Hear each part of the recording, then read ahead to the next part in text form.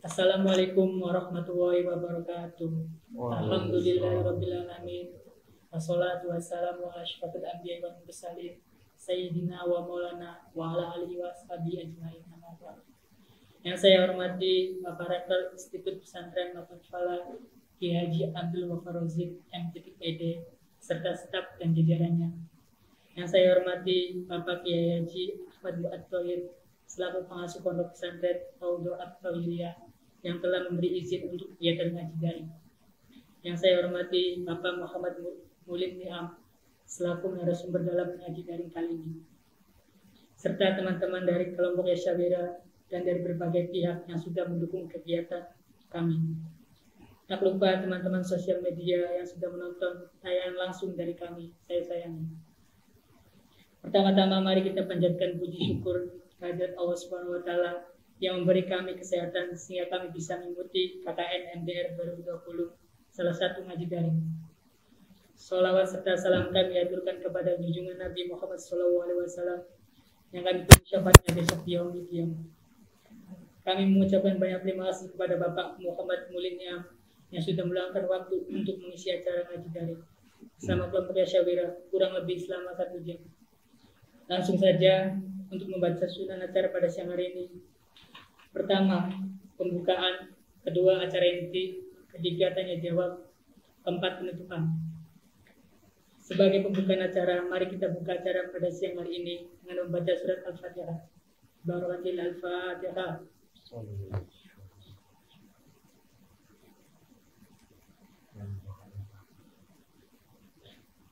Terima kasih. Semoga dapat memberikan kelancaran acara dari awal sampai akhir. Amin.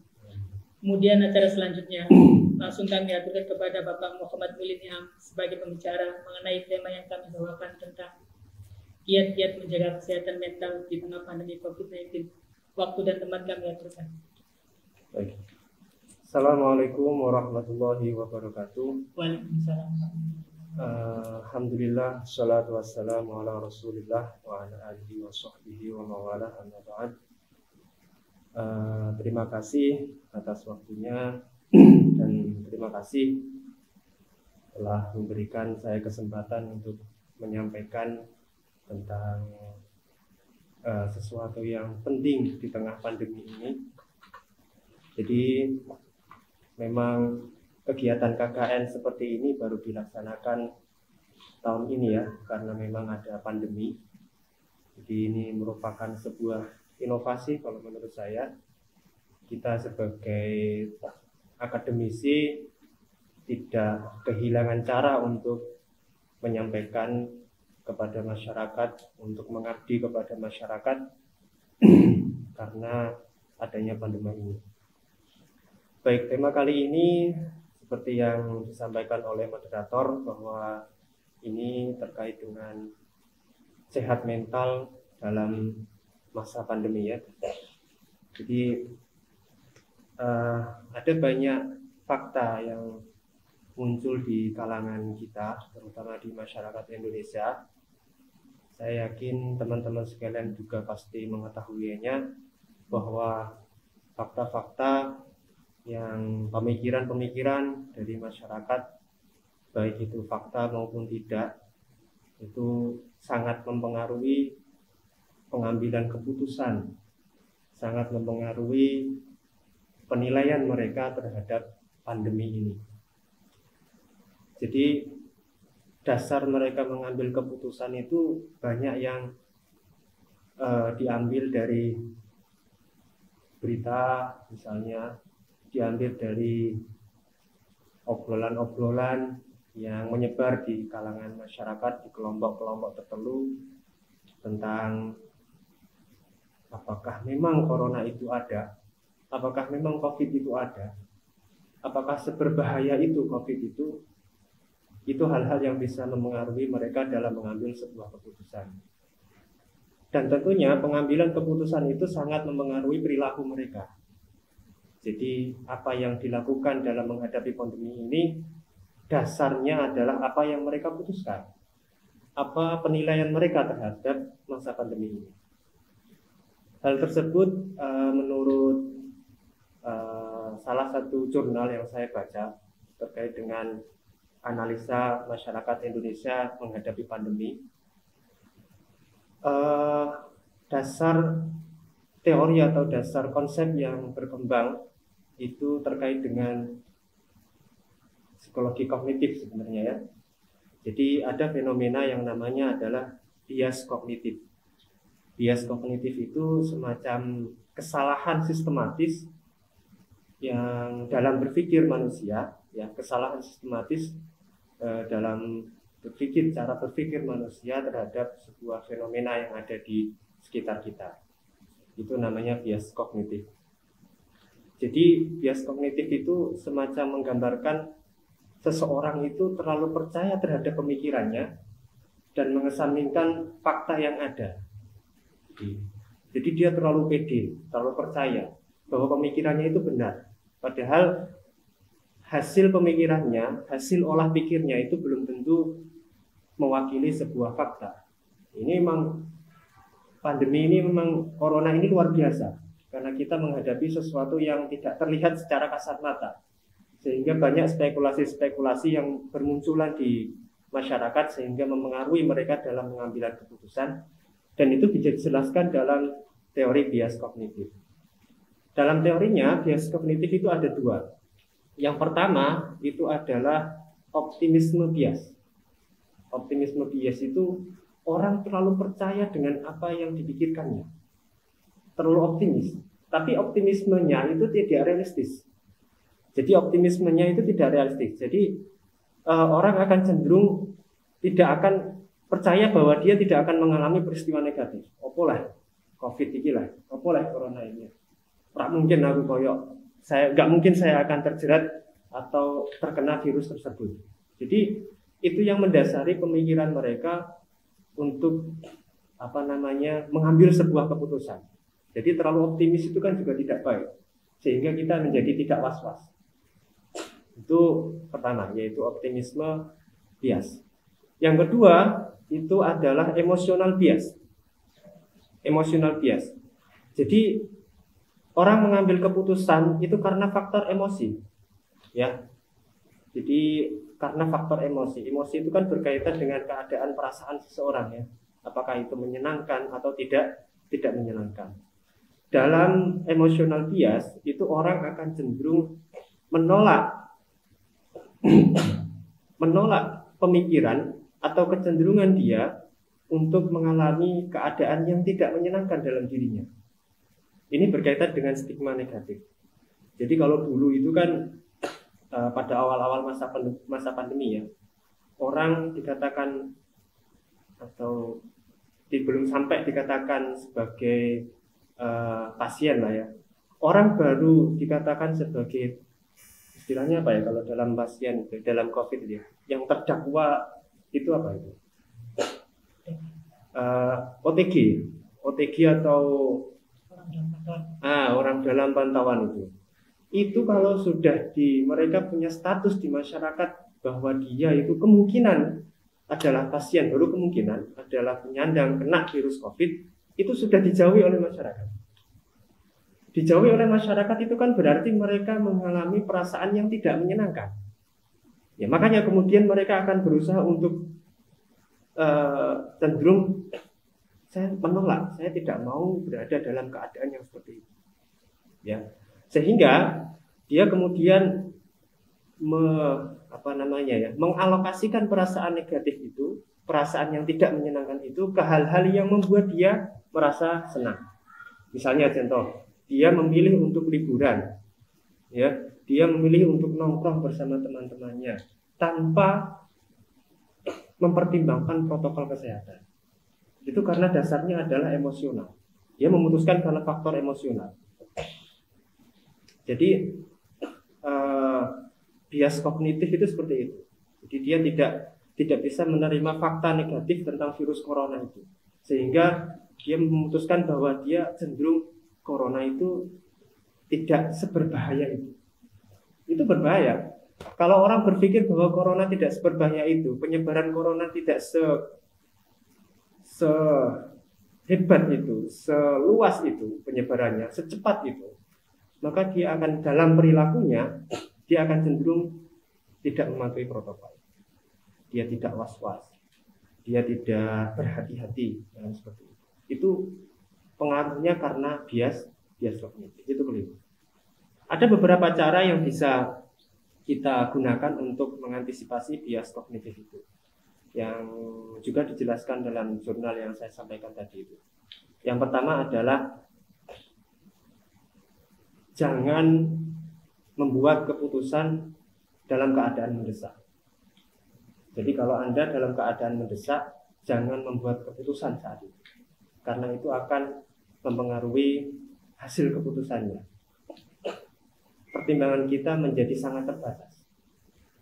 Jadi dasarnya tips ini, dasarnya cara ini itu adalah bahwa kemampuan kognitif kita itu sebenarnya hebat, tetapi memiliki keterbatasan ketika kita bersinggungan dengan fakta-fakta yang ada. Jadi ketika kita mengalami pengalaman, ya, mengalami sesuatu hal yang mendesak, maka saran saya jangan mengambil keputusan. Dipikir dulu, ditenangkan dulu, baru kita mengambil keputusan. Yang kedua, jangan membuat keputusan saat mengerjakan lebih dari 2 hal. Lebih dari 2 hal kalau Anda sedang mengerjakan sesuatu dan mengerjakan sesuatu yang lainnya dalam satu waktu, maka kalau bisa jangan mengambil keputusan saat itu. Selesaikan dulu pekerjaannya, baru nanti bisa kita memikirkan apa yang harus dilakukan. Yang ketiga, cari waktu yang produktif dalam mengambil sebuah keputusan. Ya, waktu produktif itu kaitannya dengan yang tahu adalah kita sendiri. Maksudnya contohnya begini, Anda kalau beraktivitas biasanya pada hari apa?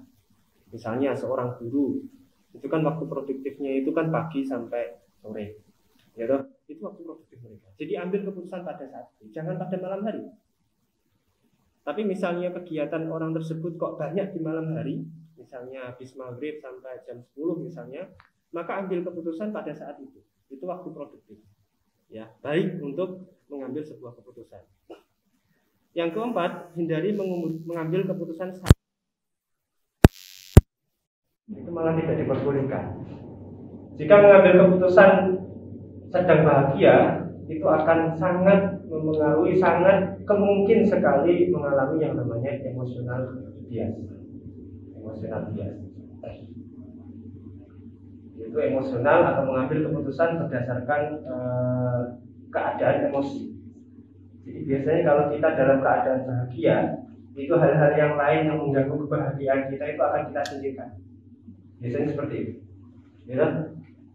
Biasanya hal-hal yang menghambat kita berbahagia itu kemudian kita hilangkan dari pikiran kita. Itu akan sangat mempengaruhi pengambilan keputusan. Yang terakhir, untuk mengatasi bias kognitif tadi itu, bahwa kita harus bisa menganalisa data dan fakta dengan cermat, dengan tepat, karena hal itu sangat mempengaruhi kita dalam mengambil keputusan. Faktanya seperti apa, datanya seperti apa. Memang saat ini itu data dan fakta itu membingungkan sekali, sangat membingungkan. Kata A begini, kata B begini, kata C begini, sehingga itu bisa mempengaruhi pengambilan keputusan kita. Tapi saran saya, ambil satu fakta yang Anda percaya. Ketika satu fakta itu Anda percaya, ikuti, ya, ikuti. Itu akan dapat membantu seseorang lebih bijak dalam mengambil sebuah keputusan. Itu keadaan masyarakat atau di lingkungan sekitar kita dalam memahami masa pandemi ini. Memang masa pandemi ini bisa sangat memungkinkan menjadikan seseorang mengalami abnormalitas. Abnormalitas itu keadaan yang tidak normal, ya. Artinya bisa sangat secara batin, bisa sangat kita mengalami luka batin, ya, kesehatan mental.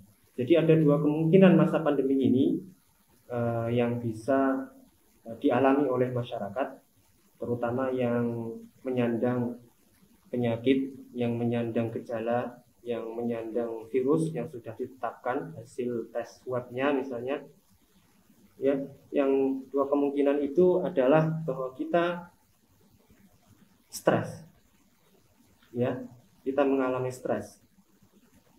Itu kemungkinan pertama. Jika kita tidak bisa menghadapi dengan baik, itu kita akan mengalami stres. Yang kedua, kita akan mengalami sehat mental ketika langkah-langkah kita dalam menghadapi pandemi ini tepat. Sehat mental.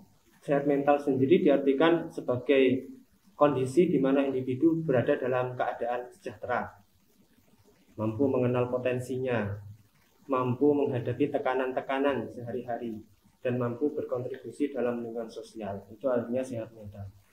Kalau orang stres kan dia tidak bisa menghadapi tekanan sehari-hari. Dia akan cenderung melakukan hal-hal yang tidak seperti orang lain lakukan. Jadi ada beberapa karakteristik yang muncul saat masa pandemi ini yang menunjukkan bahwa orang itu dikatakan tidak sehat. Ya, salah satunya adalah pola tidur. Pola tidurnya tidak seperti biasa atau perubahan pola tidur, ya.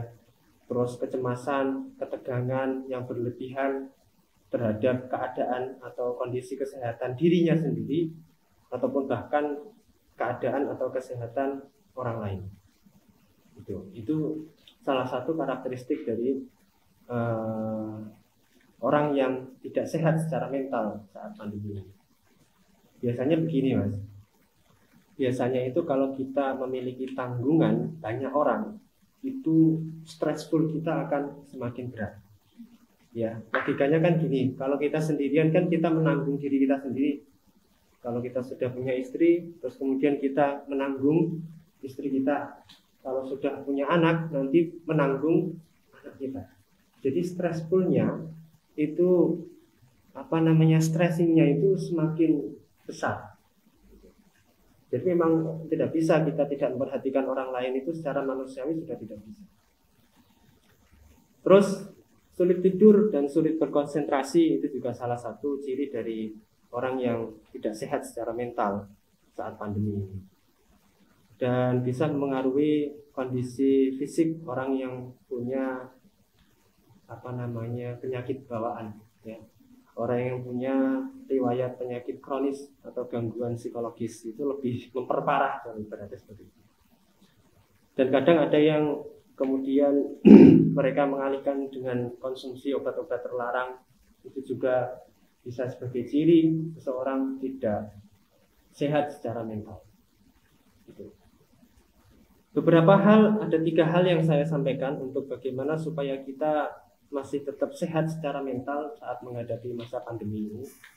Yang pertama adalah self healing, namanya self healing.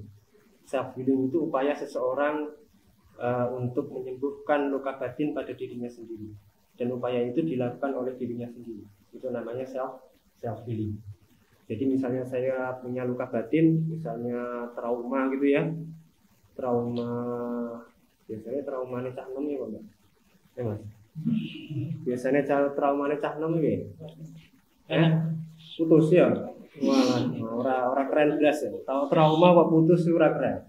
Trauma saya tidak bisa belajar dengan serius ngono ya trauma ya. Trauma putus ora keren. Ya, misalnya saya punya trauma tertentu pada masa remaja itu, kemudian saya menyembuhkan, yang menyembuhkan adalah diri saya sendiri. Itu namanya self healing, ya. Pertama, dalam self healing itu ada namanya mindfulness. Mindfulness itu kita fokus.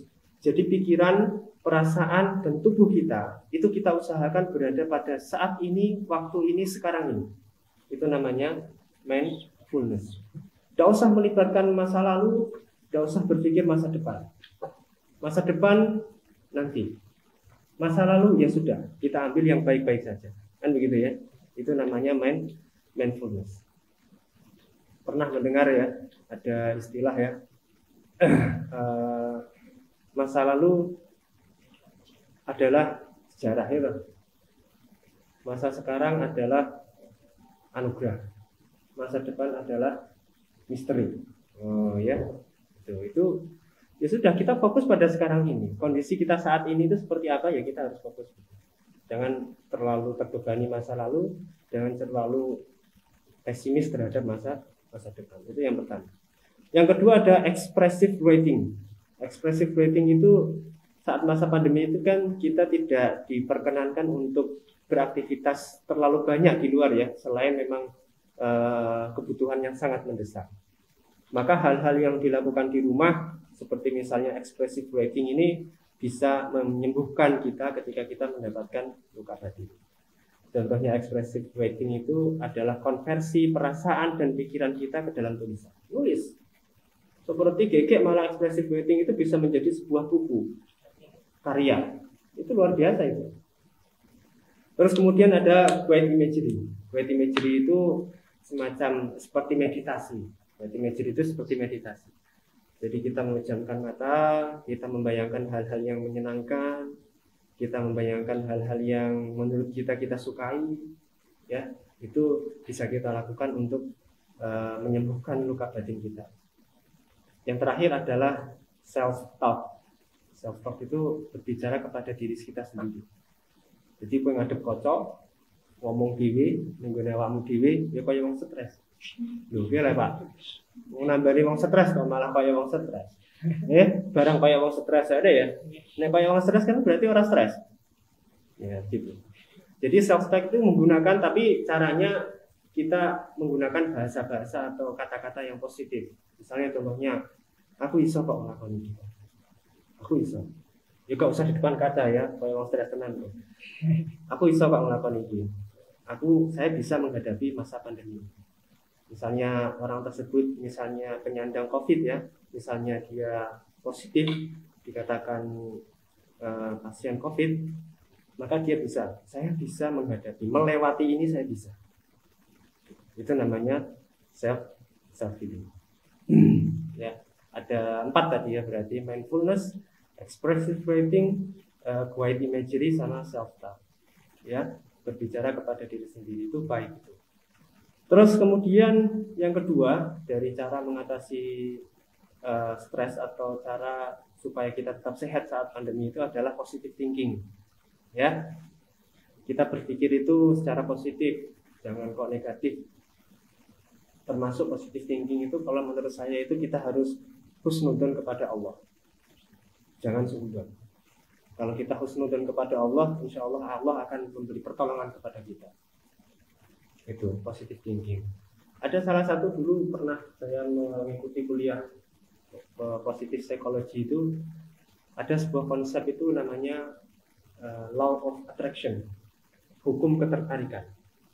Jadi kaitannya dengan apa? Apa yang kita pikirkan itu sebenarnya terkait dengan alam semesta. Dalam hal ini kalau kita kaitkan dengan konsep agama kita, bahwa apa yang kita pikirkan itu adalah apa yang kemungkinan akan menjadi kenyataan. Ana indadani abdi.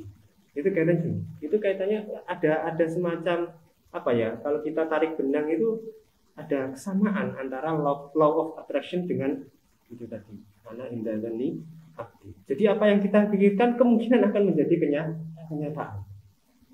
Itu makanya kita harus positive thinking. Pasti akan selesai. Pasti akan selesai masa pandemi. Upaya-upaya pemerintah harus kita hargai. Karena memang mereka tidak mungkin mereka hanya membiarkan masa pandemi ini begitu saja, tidak mungkin. Contohnya banyak-banyak kebijakan yang memang harus membantu masyarakat untuk terhindar dari penyakit tersebut, terhindar dari virus corona ini. Dengan menetapkan protokol kesehatan, konsep new normal, ya pakai masker, kemudian physical distancing, itu hal-hal yang dilakukan oleh pemerintahan untuk meminimalisir penyebaran COVID. Artinya kita harus positif bahwa COVID itu akan segera berlalu, tidak usah cemas. Itu yang ketiga, yaitu positif thinking. Yang terakhir dari cara supaya kita bisa tetap sehat mental saat pandemi ini adalah pendekatan spiritual. Ya, spiritual approach. Pendekatan spiritual itu penting karena kita semua yakin bahwa banyak hal yang kita tidak bisa lakukan, ya, yang tidak bisa kita kendalikan. Ada kekuatan di luar kita yang sangat kuat, yang sangat maha, yang menentukan segalanya. Itu penting untuk kita gunakan. Dengan cara apa? Ya dengan cara kita berdoa. Banyak ya sholawat-sholawat yang kemudian memang dikhususkan untuk mengatasi atau dikhususkan untuk menghilangkan wabah. Dan ada banyak doa-doa yang khusus untuk menghilangkan wabah itu. Tuh berdoa. Terus spiritualitas, pengalaman spiritual diperbanyak. Sing ora tau ngaji yo. Itu akan menenangkan. Ya, saya yakin Quran itu kekuatannya luar biasa. Pengalaman spiritualitas terbanyak. Ngaji, sholat, biasanya misalnya bangun jam 2 itu kan biasanya nonton bal, sekarang sebelum nonton bal sholat tahajud kan bisa ya. Nah itu diperbanyak ya, sholat hajat, doa. Ya itu pengalaman spiritualitas yang bisa kita lakukan. Terus ada lagi dalam spiritual approach ini berkaitan dengan dua konsep ya, yaitu tentang ikhtiar dan tawakal. Ya, ojo tawakal tok, tapi awal itu ikhtiar. Jangan hanya tawakal, tapi kita harus ikhtiar. Ikhtiarnya apa? Ya kita mematuhi protokol yang ditetapkan. Pakai masker. Tadi ada yang mau nggak pakai masker, saya singgung ya. Ya, physical distancing. Ya ini physical distancing ini. Wah, mengukur jaraknya burung ini ya. Nggak tahu ini jaraknya sudah diukur, paling sudah lah ya. Kalau kelihatan ini sudah 1 meter lah ya. Ya seperti itu. Itu ikhtiar, bentuk ikhtiar kita. Tawakalnya apa? Ya tawakalnya kita percaya bahwa segala sesuatunya itu adalah kehendak Allah. Ya. Jadi ada 3 hal tadi ya, ada self feeling, positive thinking, sama spirituality approach. Jadi kesimpulannya bahwa kita tidak usah takut menghadapi masa pandemi, tetap kita melakukan usaha, pemikiran kita harus kita perbaiki ya, supaya bisa mengambil keputusan secara bijak, sehingga ketika kita mengambil keputusan secara bijak, perilaku kita tepat. Tepat dalam arti kita bisa menghadapi pandemi dengan sehat secara mental. Begitu dari saya. Mungkin kalau memang ada diskusi bisa dilanjut ke diskusi sekalian. Assalamualaikum warahmatullahi wabarakatuh. Terima kasih. Untuk acara selanjutnya yaitu tanya jawab. Silakan kalau ada yang ditanyakan terkait dengan materi yang telah disampaikan oleh Bapak Muhammad Mulim Niam selaku narasumber. 5 menit dan sekarang.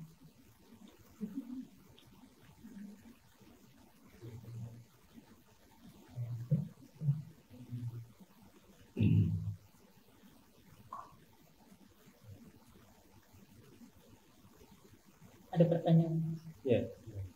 Saya mau bertanya dari Uma. Saya mau bertanya, jika seorang terdekat kita mengalami tekanan mental atau stres akibat tugas-tugas kuliah dan diperlukan dengan adanya pandemi ini, jadi bagaimana cara menyikapi sebagai orang terdekat untuk mengurangi tekanan yang dialami? Oh, ini kaitan dengan sekolah ya, kuliah ya. Tugas-tugas. Memang kuliah di masa pandemi ini atau sekolah di masa pandemi ini sangat memungkinkan tugas. Jadi sangat memungkinkan ditetapkannya metode belajar menggunakan tugas. Itu sangat memungkinkan dan memang nyata seperti itu ya. Saya juga kebetulan sebagai seorang guru, juga sebagai seorang dosen, dan juga saya juga sering memberikan tugas karena kita memang terbatas dalam bertemu tatap muka. Jadi untuk meningkatkan pengetahuan mereka, salah satu caranya dengan memberikan tugas. Ada memang salah satu jadi saya juga pernah membaca sebuah jurnal itu, ada keadaan atau tipe stres dalam masa pandemi ini. Stres akademik, stres dunia kerja, dan stres rumah tangga. Ya, itu. Ada 3 kemungkinan ini bisa muncul di saat masa pandemi. Yang tadi ditanyakan itu adalah stres terkait dengan akademik. Karena ada perubahan metode belajar mengajar saat ini. Yang biasanya kita tatap muka, kemudian kita menggunakan online, penugasan, dan memang dari kalau kita membaca apa namanya apa yang ditawarkan oleh pemerintah dalam masa darurat ini, pembelajaran masa darurat ini, salah satunya memang metodenya penugasan. Untuk mengatasi bagaimana tekanan itu, ya yang pertama adalah kita memahami dulu bahwa ini adalah masa yang berbeda dengan masa-masa sebelumnya. Kita harus paham dulu. Secara kognitif kita harus mengakui bahwa ini memang harus dilakukan untuk bisa meningkatkan kemampuan kita sebagai mahasiswa. Ketika kita sudah memahami, kita harus beradaptasi. Tidak bisa kalau kita masuk dalam situasi, kondisi yang baru, lingkungan yang baru, kita nggak mungkin namanya tidak melakukan adaptasi, itu tidak mungkin. Adaptasi itu memang harus awalnya memang pertama ya dipaksa dulu. Ya, memang harus begitu. Ada proses dorongan supaya mereka terbiasa melakukan itu. Kalau sudah terbiasa, saya kira sudah aman kok. Alhamdulillah teknologi sekarang sudah membantu Mas dalam pembelajaran penugasan itu. Coba kalian baca di Google itu. Ya, di Google itu. Pokoknya kalau ada tugas apa itu yang dinamakan misalnya psikologi, Anda ketik di Google keluar. Iya berat. Itu bisa mengurangi stres, Pak. Artinya bahwa kita harus membiasakan diri seperti itu. Kita mengembangkan ilmu melalui bisa memanfaatkan jaringan internet. Tapi ya kalau bisa dalam mencari referensi di internet itu jangan ngawur ya. Dalam arti kita harus melihat sumbernya itu seperti apa, terpercaya atau tidak. Saya kira itu adaptasi menjadi poin penting dalam menghadapi stres ketika menghadapi banyak tugas. Gitu ya. Ada pertanyaan? Ya. Kemudian Nur Farida izin bertanya, dampak dari pandemi banyak masyarakat yang terkena PHK dan berdampak pada penurunan pendapatan keluarga. Hal tersebut berdampak pada mental kepala keluarga sebagai pencari nafkah. Nah, apa saja dapat dilakukan untuk menjaga mental tetap stabil? Ya, itu seperti yang saya sampaikan tadi itu ya, ada 3 itu ya, bahwa stres akademik, stres kerja, dan stres keluarga. Yang ditanyakan malah stres keluarga ya. Stres apa? Stres kerja. Ya. Sebenarnya kalau stres kerja yang dari artikel yang saya baca itu terkait dengan WFH, work from home ya, bekerja dari rumah ya, itu bisa mengakibatkan stres ya. Tetapi kalau untuk yang PHK memang itu dampaknya menjadi sangat luar biasa, bahkan bisa mempengaruhi kondisi mental terutama untuk kepala keluarga, yang dimana sistem ekonomi dari keluarga tersebut itu hanya menggantungkan kepada kepala keluarga itu. Tapi ini untuk mengatasi kesehatan mental untuk orang yang terdampak dengan dampak maksudnya pemecatan ya, PHK itu tersebut, saya kira ya tetap mencari. Harus mencari peluang-peluang itu. Dan peluang saat ini itu banyak sekali kok. Peluang saat ini untuk mendapatkan uang itu banyak sekali. Misalnya justru malah kita lebih bebas. Misalnya kita bisa jualan online, ya, kita bisa jualan online. Ada beberapa hal yang bisa kita manfaatkan untuk menambah tingkat ekonomi kita saat masa pandemi ini. Contohnya masalah tipe usaha itu loh, yang berkaitan logistik itu, makanan ya, antar jemput itu kan bisa.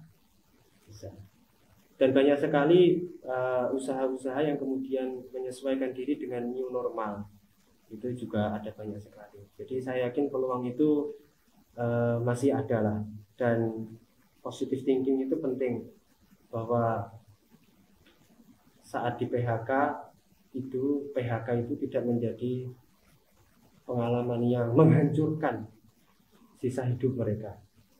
Jadi harus mereka tetap positif. Banyak peluang. Sekarang muncul banyak tipe keluarga yang bapaknya bekerja, ibunya juga bisa mendapatkan uang, juga bisa bekerja dengan cara jualan online misalnya. Saya yakin banyak cara lah. Nah, terus mungkin pertanyaannya, lah aku rasa main HP. Ya, memang harus belajar. Ya, memang harus belajar. Kita harus belajar main HP. Ya, istri saya itu juga baru-baru ini berjualan online. Dia banyak belajar sampai dia belajar dari orang-orang yang sudah berpengalaman, temannya kebetulan sudah lama berjualan online seperti itu. Itu bisa sedikit mengurangi beban sebagai kepala keluarga itu. Dan kalau bisa jangan sampai nganggur, cari aktivitas. Kalau bisa, cari aktivitas. Dulu pernah saya dicerita dari mbah-mbah ya. Pokoknya kalau kamu keluar rumah itu niatkan cari rezeki. Saat Anda keluar rumah di pagi hari itu niatkan cari rezeki. Tidak tahu apa nanti Anda pergi untuk bekerja atau pergi untuk misalnya dolan ya. Misalnya yang tidak punya pekerjaan kan berarti mencari pekerjaan. Pokoknya niatkan itu. Artinya harus ada usaha. Kalau saya ambil hikmahnya, ambil intisarinya gitu. Harus ada usaha untuk tetap mencari, ya karena beban hidup memang tergantung pada dirinya. Begitu? Ini ada pertanyaan terakhir. Ya. Dari Sivia Nur Fatimah, tanya Kak, bagaimana menjaga hati dari mental yang lemah akibat krisis ekonomi, biar bisa lebih semangat dan tetap berpikir terus. Apa ada cara lain untuk lebih spesifik, bisa kenapa dan kenapa? Gimana? Bagaimana secara hati supaya kita tetap tenang gitu, tetap sehat? Tetap sehat akibat krisis ekonomi. Krisis ekonomi. Apakah kita sudah bisa dikatakan krisis ya? Ya mungkin krisis di lingkungan keluarganya mungkin ya. Ya kalau tetap sehat itu ya tadi tetap optimis, tetap berpikiran secara positif bahwa Allah itu ini pendekatan spiritualitas lagi ya, bahwa kita tetap percaya bahwa ada rezeki itu sudah ditentukan. Cuman kita harus tetap ikhtiar, berusaha. Ya. Dalam kalau ini kajian sosiologi. Kalau sosiologi itu ada istilah kebudayaan idealistis. Kebudayaan idealistis itu adalah kebudayaan yang gabungan antara kebudayaan sensasi, kebudayaan di mana tolak ukur sebuah fakta itu adalah rasionalitas, dengan kebudayaan ideasional, di mana tolak ukur sebuah fakta itu adalah kekuatan supranatural, kekuatan yang di luar kendali seseorang. Jadi kalau misalnya kita masih percaya dengan bahwa rezeki itu di tangan Tuhan dan kita pasti akan, ya kita sudah dibagi, kan begitu ya. Cuman bentuk rasionalitasnya apa? Apakah kemudian kita tengok-tengok aja kemudian kita dapat rezeki? Ya nggak bisa. Ya kan? Kita harus beri ikhtiar. Itu tanamkan hal-hal semacam itu dalam pikiran kita, itu bisa membantu. Terus saya pernah mendengar dari salah satu Pak D saya, kalau tidak salah Pak D Munawir Jibat almarhum rezeki itu seperti yang ada di gelas gitu, di ember, di beliau menganalogkan seperti itu, seperti ciduk bahasa Indonesia apa kan? Gayung, ya, seperti gayung itu. Jadi sudah ada isinya. Tergantung bagaimana isinya gayung itu kalau menuangkannya sedikit-sedikit, atau sor, itu tipe pemberian rezeki yang yang berbeda-beda. Jadi kita jangan terus menganggap, mau ikulah rezeki yang tidak bisa seperti itu. Makanya dia rezekinya kok sudah, ya tetap harus disyukuri. Ya, bersyukur itu juga penting dalam menghadapi masa pandemi ini. Syukur alhamdulillah kita diberi kenikmatan sehat sehingga kita bisa berusaha untuk mencari bagaimana kita kalau kita bandingkan dengan mereka yang saya sakit, sudah menjadi beban keluarga dalam keadaan sakit, nah terus biaya. Kita harus bersyukur. Ya, saya yakin kalau yang orang-orang seperti tadi juga saya yakin pasti akan ada pertolongan dari Allah Subhanahu wa taala. Ya, itu poin yang saya sampaikan. Terima kasih untuk penanya. Saya selaku menyimpulkan bahwa kiat-kiat menjaga kesehatan mental ada 3.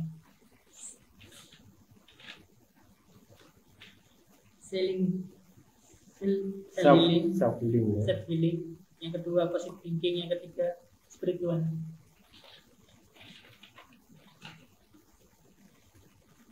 Demikian saya bisa sampaikan. Selanjutnya untuk acara penutupan, mari kita baca hamdalah. Alhamdulillah. Terima kasih. Demikian ngaji daring yang terlaksana. Semoga bermanfaat.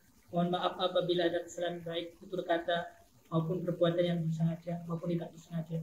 Wassalamualaikum warahmatullahi wabarakatuh. Waalaikumsalam.